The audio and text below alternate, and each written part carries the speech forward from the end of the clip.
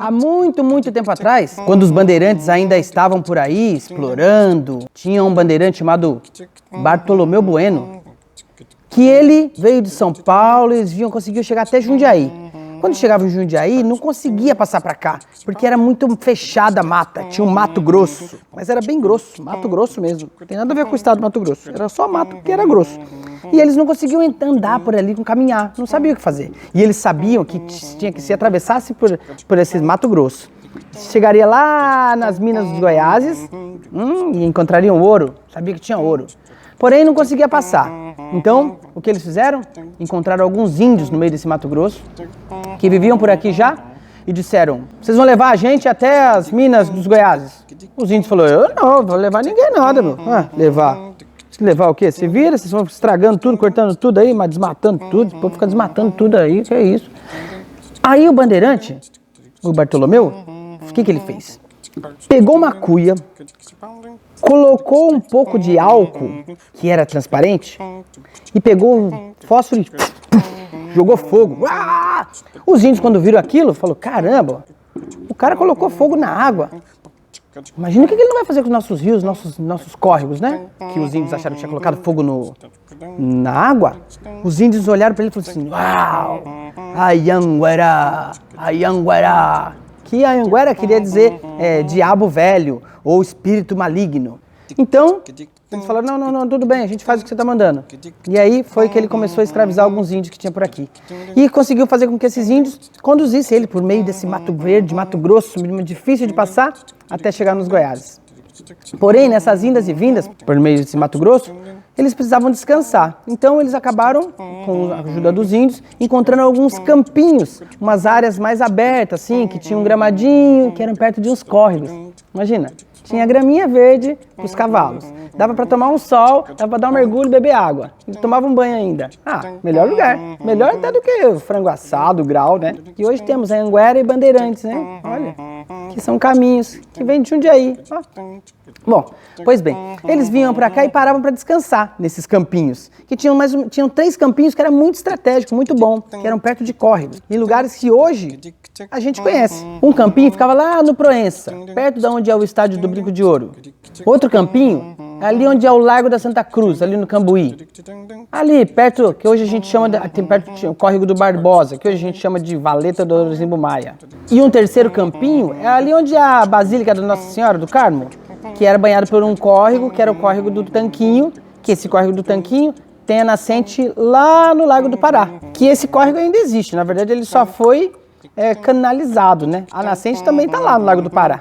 Só que também está embaixo das pedras ali. Pois bem, eles paravam para descansar nesses campinhos que tinham água, tudo, e assim, como era um lugar bom de parar para descansar, e acabava tendo que descansar os cavalos, tinham que comer, na verdade usavam mais mula que cavalo, né? Cavalo era uma coisa chique, mas as mulas eram muito, mas eles tinham que descansar, porque vinham andando de Jundiaí por meio dessa mata, estavam cansados. Então acabou virando um lugar de descanso, assim, um lugar de pouso. E aí algumas pessoas dessas que acompanhavam esses bandeirantes, que estavam nessas viagens para ir buscar ouro e tal, acharam de bom tom parar por aqui, né? Falaram, bom, vamos plantar milho para dar para esses cavalos, né? Vamos arrumar um lugarzinho para esse povo descansar. E assim a gente começa a montar um sistema hoteleiro aqui, né?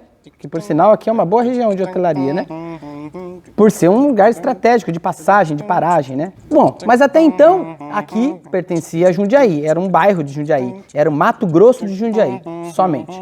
Então tudo que acontecia aqui pertencia a Jundiaí. Era longe, porque daqui até Jundiaí andando a pé, ou de mula, dava bem uns dias. Pelo menos um dia inteiro, se fosse o objetivo. Então imagina, se alguém morresse ou nascesse aqui, para ser batizado ou ser enterrado, tinha que ser levado para Jundiaí. Se era um dia a pé, objetivo, imagina carregando no lombo um caixão. Imagina essa pessoa que morreu até chegar lá. Enfim, ir para batizar. Se nascesse alguém, tinha que levar lá. Tinha gente que era batizada com quase 20 anos de idade.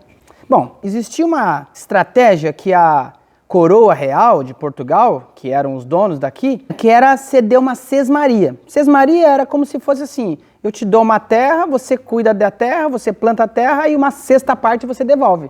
Essa que era a ideia da sesmaria, né?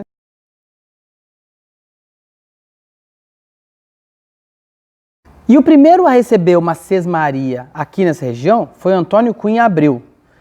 Mas aí algumas pessoas foram recebendo, então foram virando esses sesmeiros, que eram os donos das terras, né? Que foram virar futuros fazendeiros aqui. E em 1739, o Barreto Leme, que era de Taubaté, ganhou uma sesmaria também para vir para cá. E ele veio com a sua família e se alojou por aqui na sua sesmaria. A sesmaria parece que era equivalente a 6 quilômetros. Bom, como ele ganhou essa sesmaria, né? Ele veio para cá e se alojou aqui. Então ele só que aí sabendo dessa coisa de que, como era um bairro de Jundiaí, não tinha uma administração por aqui, ele sugeriu criar uma freguesia. Juntou com outros sesmeiros e sugeriu, vamos criar uma freguesia? Uma freguesia ainda pertenceria a Jundiaí, mas ela teria uma administração aqui. Ela poderia ter, na verdade ela ia ter uma igreja, né? Porque daí a igreja era onde batizava, onde enterrava, onde fazia documento. Bom, então Francisco Barreto Leme sugeriu que se fundasse uma freguesia para ajudar o povo, né? Que facilitaria muito a vida. E para isso não precisava de uma igreja, precisava só uma paróquia, uma pequena administração, pronto. E foi cedido, então. Só que para criar uma freguesia, precisava de um terreno, uma área, sabe? Então Francisco Barreto Leme, de bom coração, cedeu um terreno, da sua sesmaria que ele tinha ganhado, né? Ele deu de graça, mas ele ganhou. Bom, mas ele deu, né? Ele tinha um bom coração e cedeu um terreno que fica ali entre o túmulo do Carlos Gomes, onde está hoje, e até a Igreja do Carmo, ali que começou a freguesia. Então veio para cá o Frei Antônio de Pádua para rezar a primeira missa e assim foi fundada a freguesia.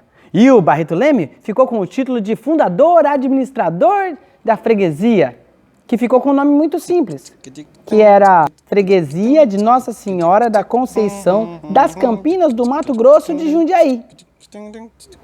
Nossa, acho que era bom abreviar, né?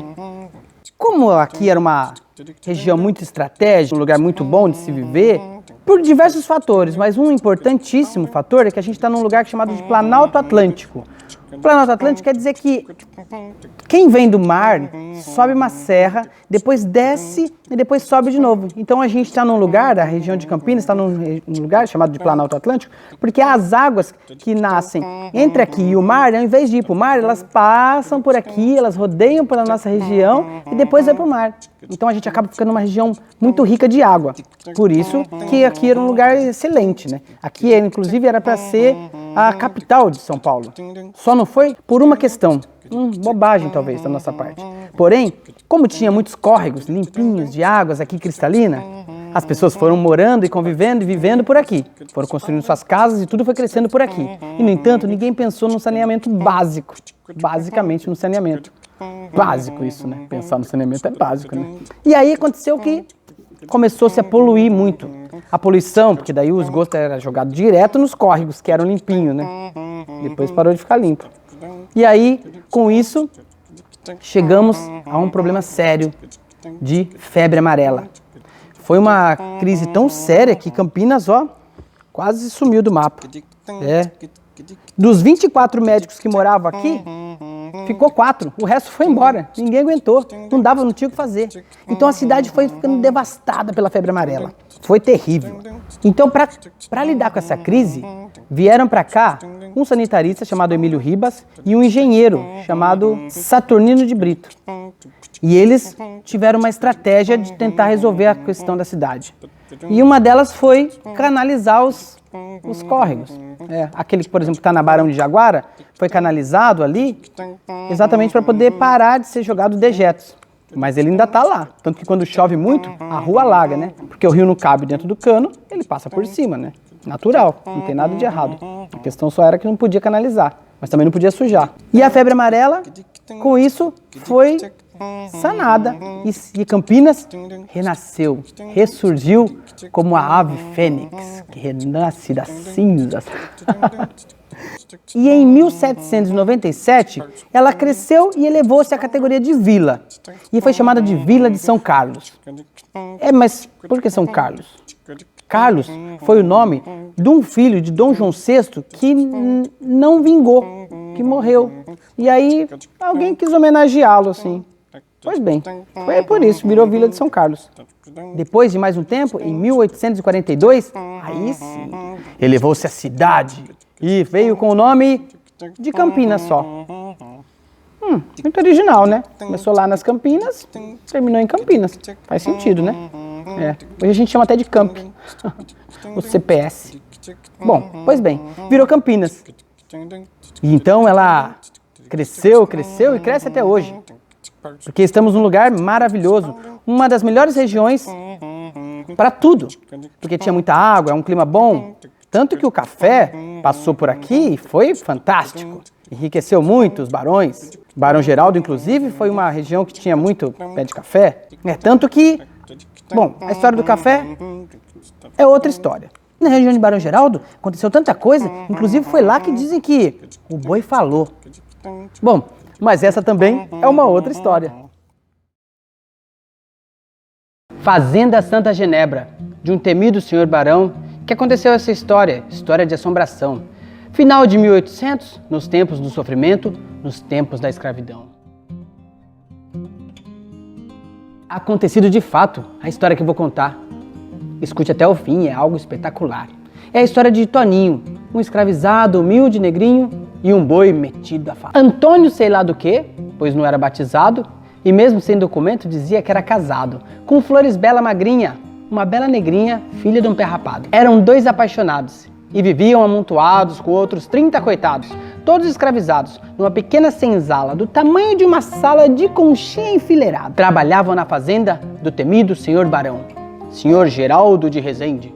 O nome era de gente, mas de pedra seu coração. Ora, tudo andava bem, como o sol que irradia. O barão sempre mandava, o Toninho obedecia, e se o barão estressava, o chicote estalava, e assim era todo dia. Pois nos tempos dos antigos, tinha-se muita fé, e desrespeitar a Deus era dar um tiro no pé. Mas o Geraldo, o valente, só temia dor de dente e os gritos da mulher. Quando a patroa saía, o barão aproveitava, chamava, vem cá, neguinho, com o chicote o açoitava. Chamava a cozinheira, a ajudante de parteira e pintava e bordava. O Toninho enlouquecia com esse jeito do barão, chegava a ficar vermelho, queria sair na mão. Um dia eu perco a calma, todos vão bater palma por quebrar seu narigão. Eu não sei quem é pior, se é ele ou a baronesa, Dona Lira de Resende, gigante por natureza. Grita que são uma praga, come que são uma draga, chata que é uma beleza. Estava sempre na igreja, recatada, religiosa, mas se a fome batia, virava fera perigosa. E se a comida não chegava, virava rainha das bravas, Dona Lira escandalosa. Até que chegou o dia, como sempre tem que ser, o sol já dava graça de querer aparecer. Era um dia diferente, desses que a gente sente, algo vai acontecer. Era sexta-feira santa, a patroa foi na missa. O patrão ficou em casa comendo pão com linguiça, ficou deitado na rede, batendo o pé na parede, dizendo, ai, que preguiça. Toninho sentou um pouco, pensando ser dia sagrado. O barão chegou gritando, levanta, nego folgado. Toninho torceu o nariz, depois perguntou, o que é que eu fiz? Hoje não é feriado? O barão ficou nervoso. Agora vai ter o que gosta. Prendeu o Toninho num tronco, deu nas pernas, deu nas costas. O coitado apanhou tanto, depois disse meio tonto, eu já entendi a resposta. Toninho foi pra senzala, mancando, dizendo ai, ai. Maria, com a mão na barriga, sorrindo, disse, oi, papai. Toninho esqueceu da vara, muito feliz, coisa rara. Eu não posso apanhar mais. Para o chão foi de joelho e pro céu fez uma oração. Em nome da minha filha que tá nesse barrigão, em nome dessa criança, Senhor, eu tenho esperança, nos livre da escravidão. Mas logo depois do almoço, o barão tornou a chamar. Toninho, seu infeliz, é hora de trabalhar. Eu vou chamar uma vez, se precisar falar 3, você vai ter que apanhar. Tô aqui, senhor barão. Toninho estava feliz, com a mão enxugou as lágrimas, com a outra suou o nariz. Agora que você é pai, o senhor não me bate mais, senão eu chamo o juiz. Petiscando um pato assado, o patrão nem deu ouvido. Se virou assim de lado e disse, cala a boca, fedido. Pega aquele boi folgado, aquele que tá lá do outro lado e vai trabalhar, atrevido.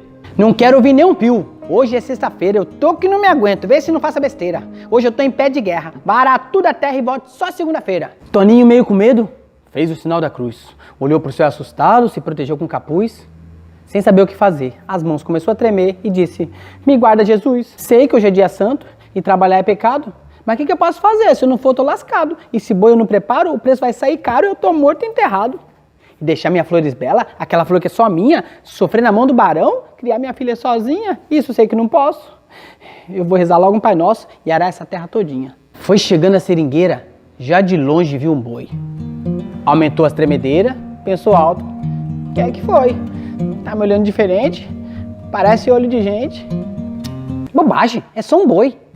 Respirou, olhou de lado, achou melhor disfarçar, se lembrou de uma cantiga, começou a assobiar.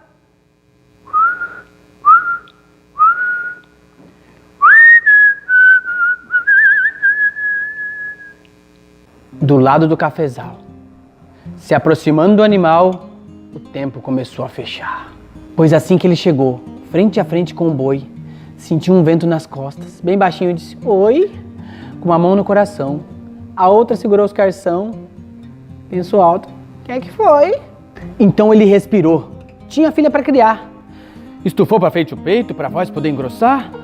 Abriu as pernas, firmou os pés, depois contou até 10. "Ô boi, vamos levantar."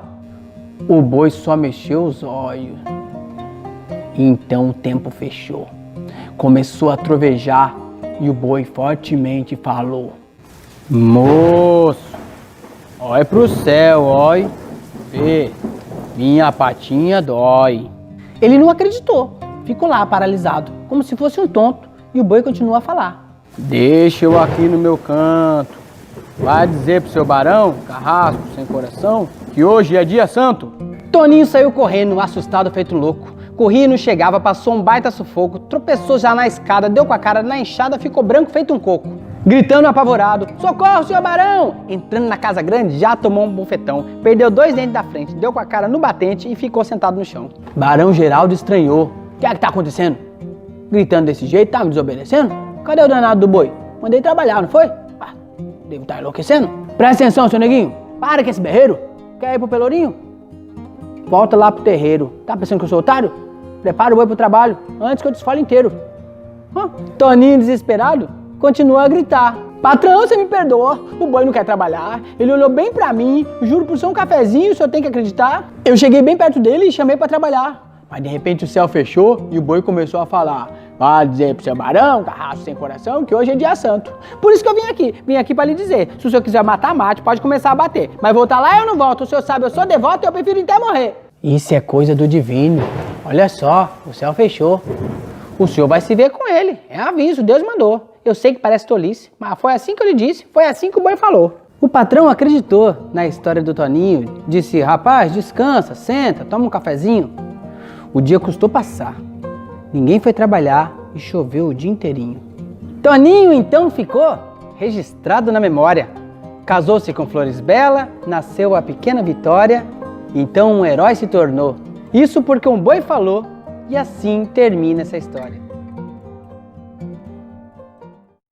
Ah, para quem não acredita, é um fato comprovado.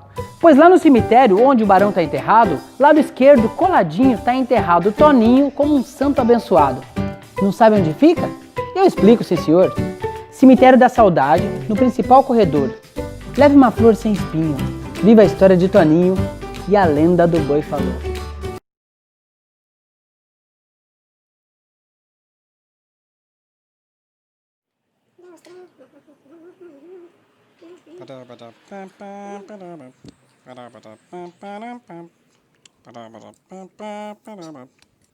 Certa vez, estava na casa da minha avó e ela estava fazendo café da manhã.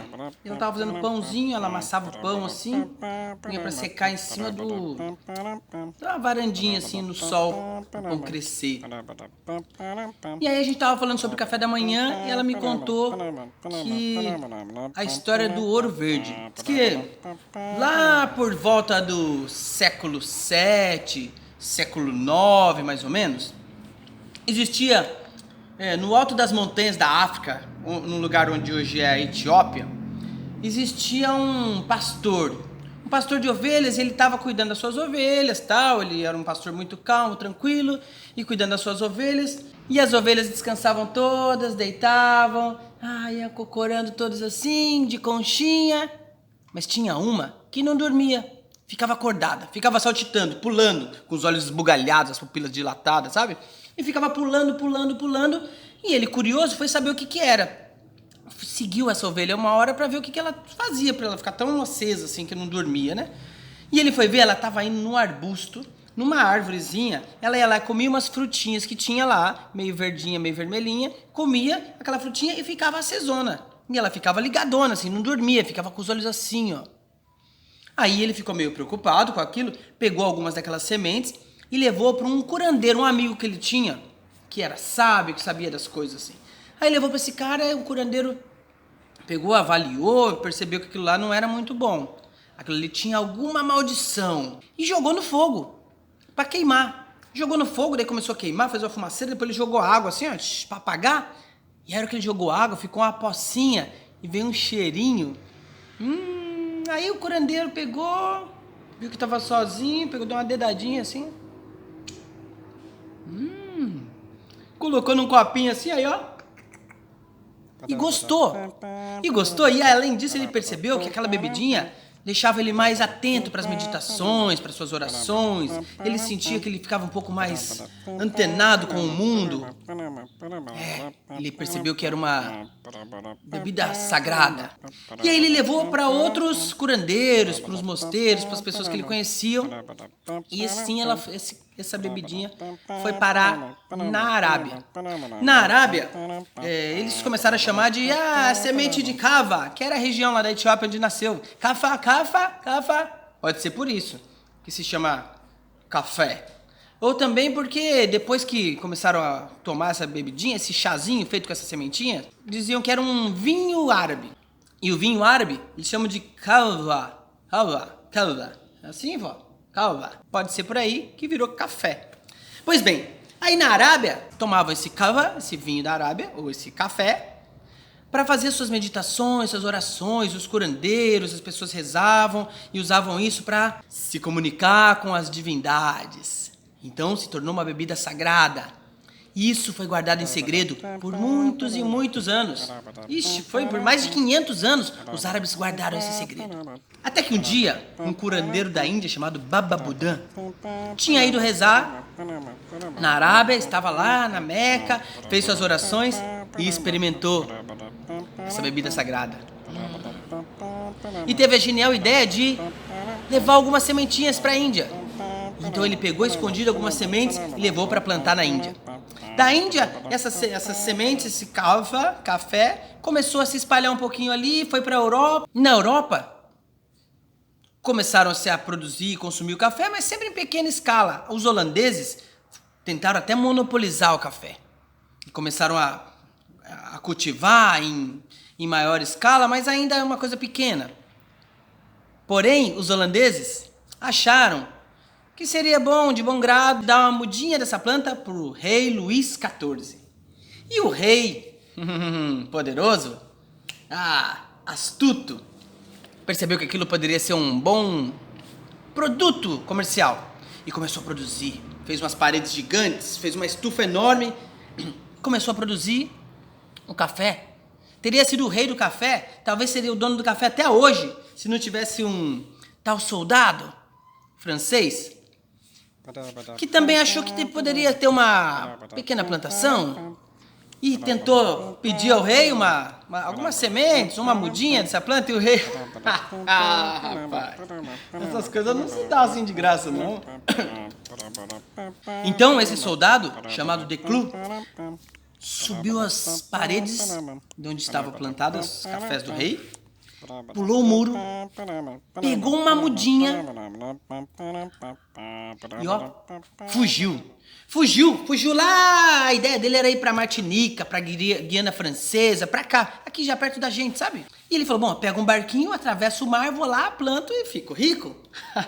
Pois bem, e fez isso, pegou um barco e foi pro mar, e começou a atravessar o mar, e tava vindo, tava navegando, porém, numa das paradas que ele deu pra descansar, teve um cara que falou assim, quero comprar essa sua mudinha aí. E ele falou, não quero vender nada não. E eles saíram na mão, foi uma briga. Mas ele não vendeu e não perdeu a plantinha. E voltou pro mar e seguiu. E veio um navio pirata. Cercou ele no mar e falou, você vai perder essa planta. E eles invadiram o navio dele e lutaram. Cortou um pedaço da orelha. Nossa, e ele cortou o braço e lutou, mas ele não perdeu. Conseguiu seguir em viagem com a sua plantinha.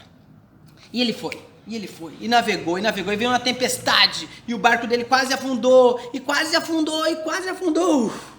Mas não afundou. E ele seguiu viagem. E ele seguiu viagem por dias, trazendo sua plantinha aqui pra Martinica, sabe? E ele queria plantar, e falou, vou ficar rico, vai dar certo. É um empreendedor, né? Esse Declux foi um empreendedor. Olha que muito importante esse Declux pra nossa história, viu? Eu queria conhecê-lo. Pois bem, ainda antes de chegar, ele ainda teve um problema sério. Ele estava com sede, a planta estava seca e ele tinha só um pouquinho de água. Só um pouquinho. O que fazer? Bebe água, molha a planta. Bebe água, molha a planta. Bebe água. Ai, bom, talvez eu teria bebido a água, né? Você talvez também, mas ele não. Ele não bebeu, ficou com sede e molhou a plantinha. Salvou. Salvou o café. Se não fosse o Declux... Se tiver um filho, outro filho, eu vou chamá-lo de Declux. Bom, pois bem, ele conseguiu chegar ali na Martinica e logo o café estava na Guiana Francesa. E na Guiana Francesa, o governador da Guiana Francesa começou a produzir café. O governo brasileiro, aqui, nosso, da época, falou assim, a gente podia ter uma mudinha dessa, hein? Ia dar uma salvada aqui na nossa economia, hein? O que vocês acham? Pois bem, o governo brasileiro mandou então um sargento, um militar, ir lá conversar com o governador da Guiana Francesa.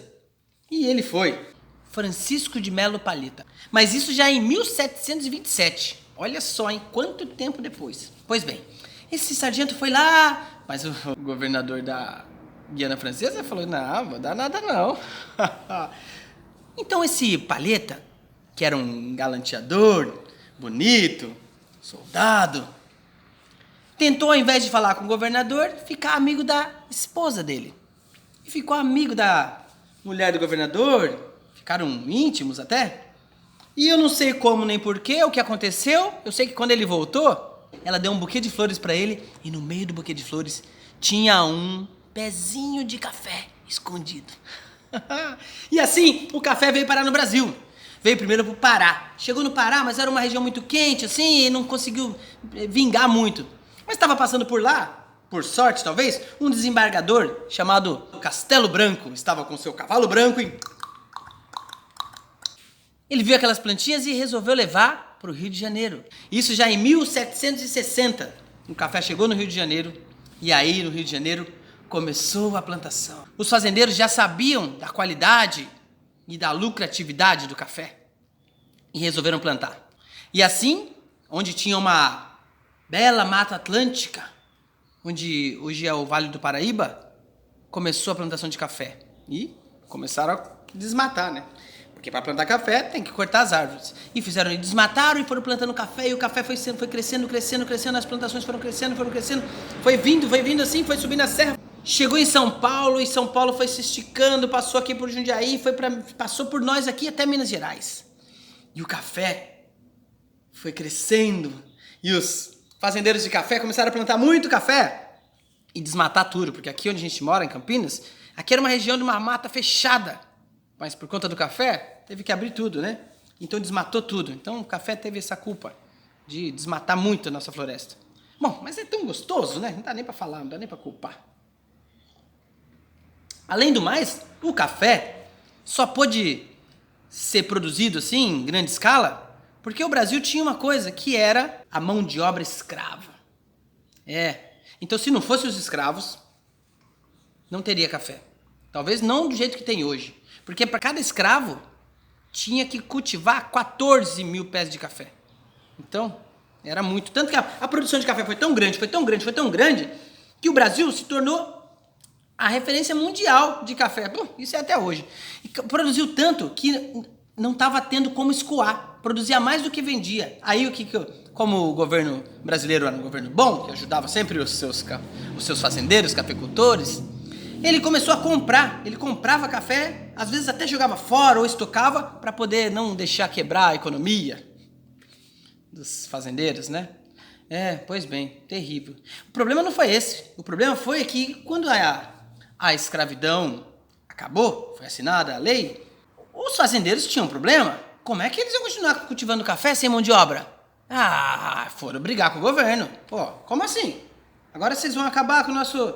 O escravo é nosso, a gente que comprou. Pô, tinham comprado mesmo, né? Já que vamos ter que libertar os escravizados, precisamos de mão de obra. Então, eles obrigaram o governo brasileiro, a subsidiar a possibilidade de trazer outra mão de obra. E assim começou a imigração. Vieram primeiro os italianos, e depois veio franceses, japoneses, alemães. E assim foi tão forte a imigração porque eles vieram para substituir os escravizados. Eles não eram escravos, né? Trabalhavam. Tipo, cada família de imigrantes tinha que cuidar de 10 mil pés de café.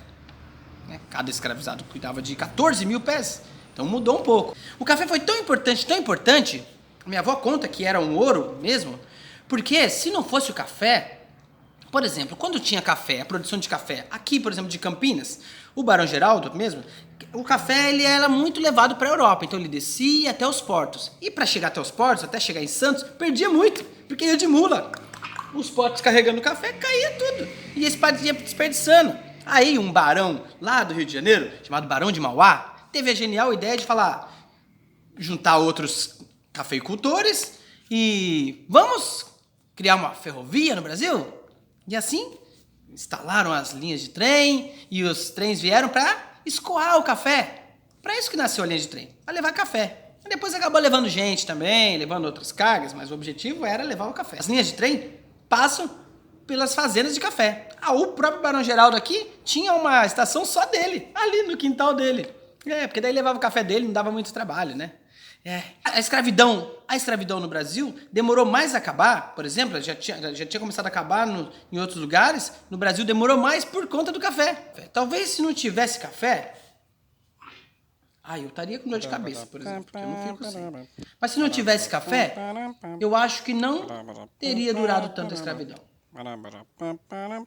Talvez não tivesse imigrantes também. Talvez a gente não tivesse nem ferrovia.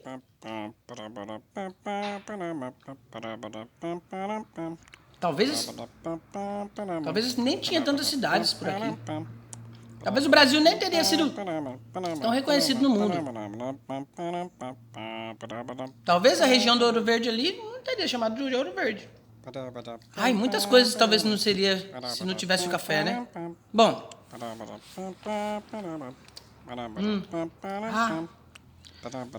Sabia que existe registro de xícaras de mais de 2000 anos antes de Cristo? Xícaras feitas de crânio humano? Bom, isso é outra história, né? Vou contar isso agora. Bom, essa é a história do café. Nosso ouro verde. O meu acabou. Traz mais um café? Cava. Um vinho arábico? Café. Cafezinho. Sim, pretinho. Uhul.